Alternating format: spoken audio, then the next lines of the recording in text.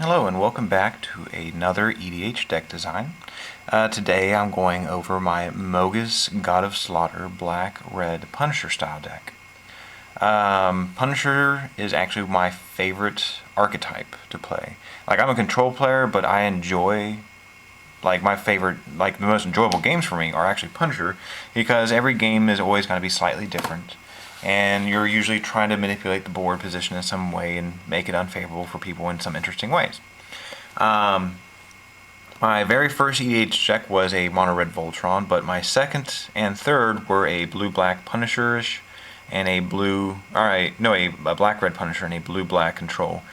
Those three decks I've actually kept together and essentially improved over the years. So those three decks, including this one, those are actually probably my most expensive decks. I keep increasing the value of them by trading for just about anything I can to make them better. Originally, this deck started with Sabo. She was my first commander. It wasn't entirely Punisher, but very quickly after building and playing her, she was. Sabo is actually not a very good commander. Competitively, that is. Like, 7 mana for a commander is a lot to play. Having First Strike Pro Legend, and she taps to destroy a legendary that's a rotted creature. That sounds good, but really it's not that good. My second general was actually Lizolda in the deck. She was more of a creature theft style, and that's where it started really getting to a strict Punisher, and she's kind of fun to play with. Then I was playing with Karavek. He's more known for Punisher decks. I really like his ability. He is a 7 mana costing general I normally wouldn't mind casting. The problem with Karavek is he's blatantly obvious that you are playing Punisher. And that means your opponents, the smart ones, will literally hold back a path or a swords. So after you cast your 7 mana general, the net gain there will be burning someone for 1.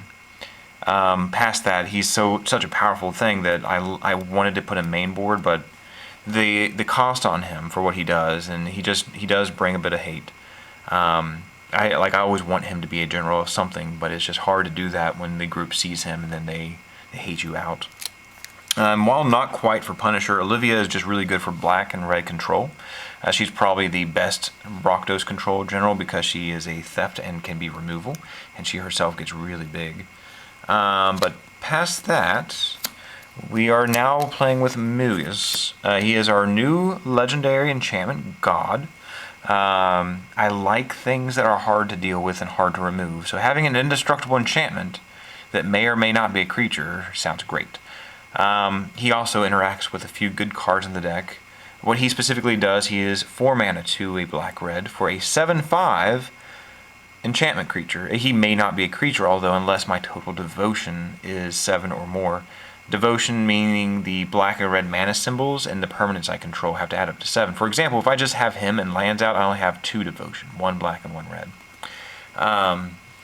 What he does, although, is at the beginning of each opponent's upkeep, he will do 2 damage to them unless they sack a creature. It's a choice effect. That doesn't sound very big, especially in a 40 life format. When going over all of the god reviews for EDH, I think he's usually in the top 3 worst. Like, the worst one is probably the green-black one, because giving opponents snakes with Death Touch sounds great, right? And exiling stuff from your graveyard sounds even better. Mogis doesn't have that big of a board impact. That's actually why I like him. He doesn't look threatening. When you see a Mogis deck, when you see a Mogis on your opponent's side and you don't know what's in their deck, you don't really know what to expect. It could be black-red control, good stuff, devotion. It could literally be just about anything. You don't really expect to see Punisher, although after a few cards you'll probably figure it out. But that's Mogis. We'll stick him over here. There's a few cards that work with him. I'll try and highlight those. And we'll start with the creatures. As a Punisher deck, I don't want a lot of creatures because most of my punishment cards interact with creatures. So we have some value creatures in here. The Burnished Heart and the Sad Robot are both for lands. The good thing about Burnished Heart is I can get rid of him. I usually try to kill Sad Robot as soon as he lands. Stuffy Doll is there to stay. He's got indestructible. He's really good at making people not want to attack you unless they have trample or flying. He does a lot of what I would like this deck to do. If you see my Latoya deck, you probably know why Stuffy Doll's in here too. Duplicant is really good removal. Again, sometimes I don't really want to have a creature on board. I try not to have any as possible, so I got to be careful with Duplicant there. Erebos, although, is indestructible. He's not going anywhere. And also, like Mogis, I actually try not to make them creatures. They are easier to be removed as a creature. Like a Swords to Plowshare or a Path to Exile, you would think they probably wouldn't bother with Mogis or Erebos, but with some of the stuff in the deck, they'll probably actually path Mogis given a chance. I do run the 2 Eldrazi in here. I don't have a lot of ways of generating a lot of mana. I have like the Urborg and Coffers combo, but the deck is designed for slow games, giving them more chance for Mogis to do more damage, so I will inevitably be able to cast one or both. And the final creature is actually a combo part of the deck. The deck runs 2 minor combos. Marilyn is one of them. She is kind of goofy. You gotta be really careful with her. She's 3/4/2/3 Wizard Elf, and she says players can't draw cards, but on their upkeep, each player tutors, and they lose 3 life. At all costs, I would never ever suggest playing her before you have the other piece to this combo out, because that gives the opponent a chance to answer. But I'll get to the other combo bit in a bit there. For spells, we have quite a few. This is, I don't try to run too many tutors, but I do like having answers. So I have the 2 cheapy tutors so I can get exactly what I need at the time. Well, this one I usually play at the end of someone's turn. Then I have some techie spells. Reiterate is one of my favorite spells in any red deck. It lets me essentially reverberate with buyback, so I can start countering your spells or ramping as well. Grab the Reins should be in my spot removal package, but it's just an all-around good card. I mean, someone could be swinging at me with 2 massive creatures, and I could active aggression one of them and block the other, or I could just take it and fling it or something like that. Word of Sizing, same thing. If someone's swinging at me with 2 giant dudes, or if someone's Planeswalker's about to ultimate, I love Word of Sizing. I actually used to run it in almost all of my decks, but my play group figured out how much I liked it, and they would start working and playing around the odds of me having Word of Sizing in my hand. So, like, I think I kept getting this same guy's Domri Raid emblem for like 3 games. Not consecutively, but after like 2 weeks, I think I got his emblem like 3 times. And he never got the emblem because I always had this or whatever the creature is that does the permanence. So they actually started working around that, never actually going for emblems in their Planeswalkers, which I guess is a good win. So I kind of stopped putting this in a few decks, but it's such a fun card, I can't not put it in here. Rakdos Return. I used to run the Mind Twist in here as well, but this is the only hand disruption. I like it at any point of the game, early or late. Again, I do have a Coffers combo in here, so this could be a pretty big spell. Vandal Blast is good for any artifact removal. Same with the Rakdos Return. This is a possible win condition given a late game where everyone's whittled down. Just lets me gain a massive amount of life and do a lot of damage to a lot of opponents. Mogis is good in both multiplayer and 1v1 since everything in this deck, there's not a lot of targeted player removal other than Rakdos Return. So everything in here is actually good for multiplayer too, although I prefer to play this 1v1. This is a deck I don't like to goof around in too much, or I don't play too many goofy cards. I'm actually trying to win this one. One of my favorite removals is Innocent Blood. Barter and Blood is 2 Innocent Bloods and 2 more mana. I just like removal. Again, I don't have a lot of creatures. I don't mind sacking something like that. Good removal would be Ashes to Ashes because it's exiling 2 things. They cannot be artifacts, although. Into the Maw of Hell is another target removal that also gets a land. If you remember my Latoya deck, you'll know why this is here. The 13 damage is actually important to me. Chain Reaction is a pretty bad removal because you're never guaranteed to kill everything. But again, it does damage to all creatures, which there's a card in the deck that works well with. Then we have some X spells. We've got the Earthquake for non-flyers and players, Magma Quake for non-flyers and planeswalkers, Starstorm for every creature. Starstorm is my favorite one out of the bunch because, like, I don't mind burning the players. I usually have ways of dealing with planeswalkers, and I don't have a lot of ways of dealing with flyers, so Starstorm's better to me. But Blastack is the best of them all because he does 13 to all creatures as well. Again, if you've seen the Latoya deck, you know why Blastack's in here. Then we have some hard removal. Black Sun Zenith, well, not hard removal. This usually does the trick, although sadly this will get rid of our Stuffy Doll. But then we have a Damn It. And we have a Life's Finale. It's falling apart. And we have a Decree for some drawing. And finally, All is Dust for enchantment removal. Although I've been smitten with taking this out for something like more creature focused, like Killing Wave. No, that's a bad card. I have a lot of enchantments in the deck, so this one sometimes hurts us. Going off of the spells, we're actually going to the enchantments. We'll start off with one that actually works really well with Mogis. There is another combo in the deck that runs with this.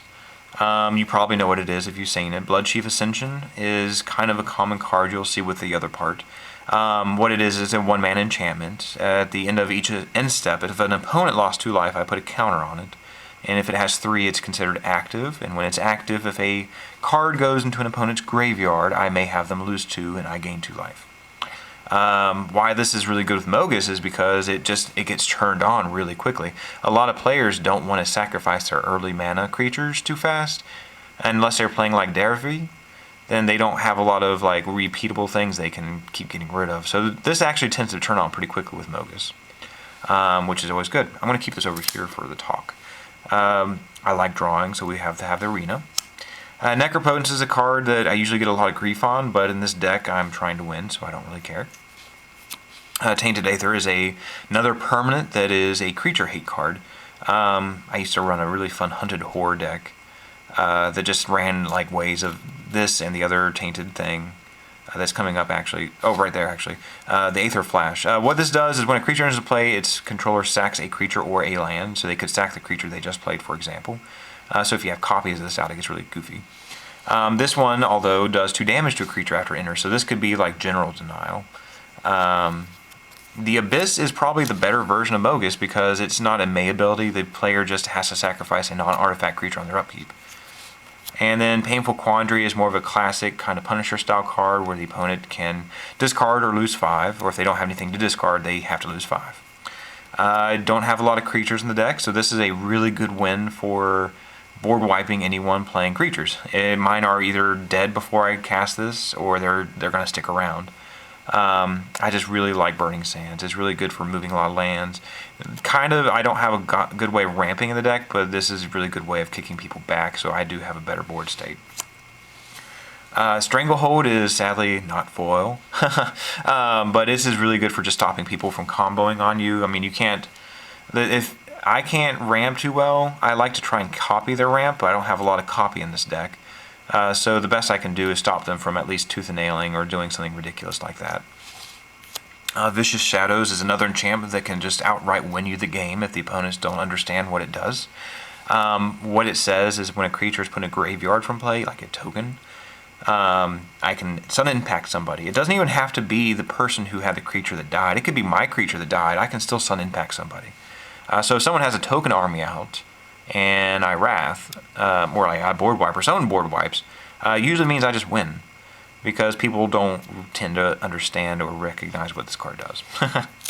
Mogis only does 2 damage, but I like damage doubling effects. I haven't actually updated this deck for a while, so this could be the new Dictate, but Furnace is in here just for damage double effect. Exquisite Blood, usually you see that with Sanguine Bond. I don't like Sanguine Bond Exquisite Blood because it is a 2-card combo, and I like 2-card combos. I don't like combos that require more than 2 cards. But I don't like the Sanguine Bond one because it's just so tried and done and boring. But Exquisite Blood is actually good in this deck since I am making so many people lose life.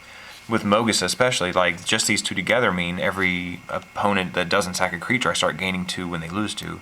And there's just so much in the deck that does damage. It's really good. Sulfuric Vortex, although immediately shuts that off. This is an anti-life gain tech, but it also does incremental damage, like 2 on every upkeep, even me. Spreading Plague should have been with the Tainted Aether. This says whenever a creature enters the battlefield, it destroys this enchantment. Well, I guess it just globally destroys all other creatures that share a mana color with it. So if I were to cast Marilyn, all other black creatures would be destroyed. And this is just really good for keeping the board clear of creatures until I'm ready for something. This usually just baits out a lot of removal. Hopefully I'll have something else out that, like Torpor Orb, to keep it safe, although Torpor Orb does shut a lot of my tech down.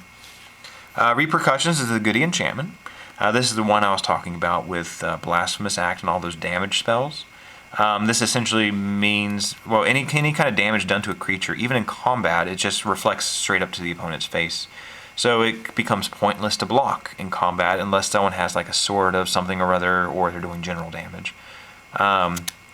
But doing a Blast Act means that if you have like 2 creatures, you're taking 26 damage. So Blast Act and Repercussions is usually seen together as just a win. Pyrohemia and Pestilence are fantastic cards. Both of them require a creature to stay alive for them to sustain on the battlefield. Although if you know you're going to board wipe, you can stack the trigger multiple times. Each one has pay 1 black or pay 1 red to 1 damage to all creatures and players. So again, that can be really devastating to someone who has lots of creatures out. And finally, we do have, it's kind of a damage doubler. I really like this card because it's instead of just doing damage, it also does life loss too. I used to run another 2-card combo in here that was this and Havoc Festival. Havoc Festival is a fun enchantment that says players can't gain life. And on everyone's upkeep, that person loses half their life. So with that enchantment and this enchantment, essentially would go around the table killing everybody. But that can sometimes backfire if someone stifles one or gets rid of something. But this one works really good in this deck because there's a lot of life loss, and doubling up life loss is fantastic, especially because it's not two-sided like the Furnace. Let's scoot over and go to the artifacts. With that Bloodchief Ascension, the combo element is Mindcrank. Mindcrank is, the reason this is such a good combo is because this costs 1 mana and this costs 2 mana. So you can drop that on turn 1 and 2 and then just wait for someone to goof up on turn 3 and plus, or control the board in like blue or something. But what Mindcrank does is whenever an opponent loses life, they mill that many cards. So for example, if this were turned on, and this was out in the battlefield as well, and someone just they cast a spell, like a counter spell, or 1 card goes in their graveyard from anywhere, like they discard it or something dies, Bloodchief Ascension is going to trigger and make them lose 2 life. They will then mill 2, and then they will lose 4 life, and then they will mill 4, and then it just infinitely, not infinitely, but they just go back and forth and just kill that person. And since this gets turned on really, really quickly with Mogis, especially in multiplayer, this just becomes a very quick, very easy combo. This is just really good on its own anyways, because milling and EDH is kind of like a strange version of Mesmeric Orb, although I'd rather run Mesmeric Orb. But putting these 2 together is just fantastic, and the mana cost, meaning you can drop these so quick, means if you don't deal with them, it's just a very quick win. We have some ramp. I like the Soul Ring and the Bauble. And I love my diamonds. Again, if you see my videos, you know why. I have a preference for them. I know they're not as good. It's just I've been playing since Mirage, and these guys have never done me wrong. I like Mind Stone because it replaces itself. And I like the Expedition map. I don't have Valakut like all my other decks with Expedition map. But I do have the Coffers and Urborg in here. I do have a top. This isn't one of my slouchy decks where I'm just goofing around with a weird mechanic. I'm trying to win. Punisher is hard to win with, but I don't mind running top just to try and top deck well, not top deck, but to manipulate the top of my deck. I normally don't like top because I feel it just drags games out sometimes. It's kind of cool if you're playing with Miracles a little bit, but past that, it's usually just a troll card. I mean, if you've ever played MTGO, then you know how long it takes. It adds to the game. Jinx Choker, if you've seen on my decks, there's going to be at least 1 goofy card in there.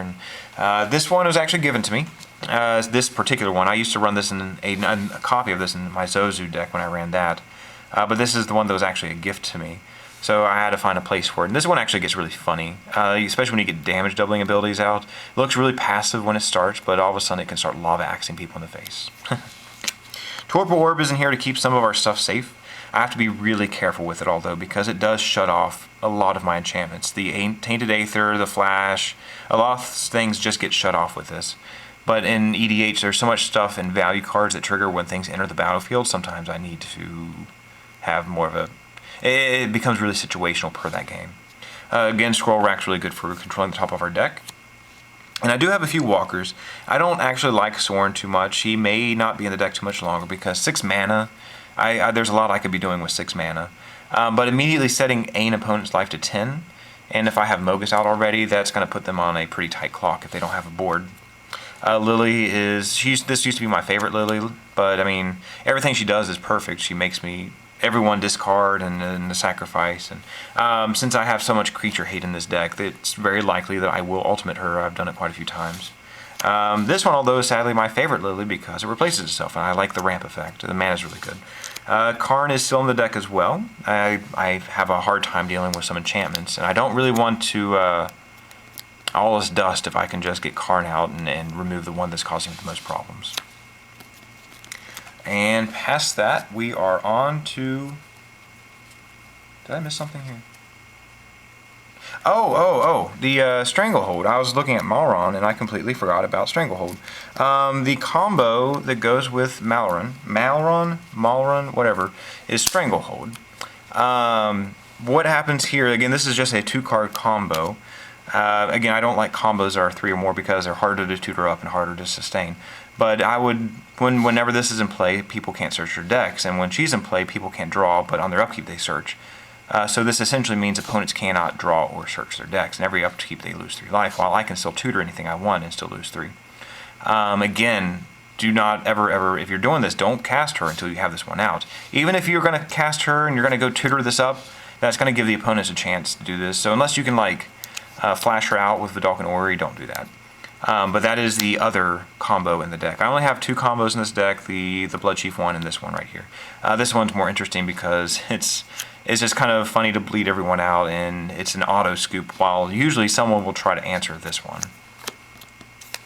But okay, to the lands to finish it here. Okay, we got... I don't try to swing too much. Shinka doesn't do a whole bunch in here, but every now and then Mogis will turn online. I try not to. Most of my enchantments only have 2 devotion. The troublemaker there is that Necropotence. Sometimes Necropotence might activate Mogis. So if he ever does become a creature, I have these 2 in here to help with combat. I try not to, although. Bajuka's there just to help the graveyards. Then we have some dual lands. We got the Pain, the Maybe, the Crypt. I don't normally like running fetches in EDH. It just doesn't seem like it's really that beneficial unless you're running Crucible of Worlds. But someone gave me this particular card way back before it was even expensive, so it found a home. Then we got a Buddy, a Filter, a Maybe Land, a Temple, a Lava Claw, which is one of my faves, and we have the Cabal Coffers and the Urborg, so I can have just a massive amount of mana. And the Nykthos, because again, I have a lot of enchantments. I usually have about 6 devotion at any given time. I do tend to draw some cards in here and hold back, and I do like ramping, so Terrain Generator did make it for this massive pile of basic lands. I've been playing the game for so long that I haven't actually bought these, but I've been trading for these for so long that I have a massive collection of them. So I know showing these lands tends to get me a lot of grief. I went off on a pretty big argument with someone who was unhappy with me playing with all these lands in my deck. Like, oh my god, it was a terrible thing. But to be honest, I mean, I've been playing long enough that I don't have a lot to trade for. I don't really have a lot to uptrade anymore. And I don't see the point of not playing them if you have them. And if you honestly think that like a giant stack of these are super expensive, then you haven't really seen a lot of like legacy decks. Where like, yeah, these lands might add up, but I mean... Have you seen the price of like the City of Traders nowadays? That's kind of retarded. Anyways, got off on topic there. That is the current Mogis build. Like my Vala and Jessica deck, I don't have a sideboard, but I am running different cards in here. So there's just a couple things that didn't quite make the cut. Oh, I do have this. Forsaken's another live game.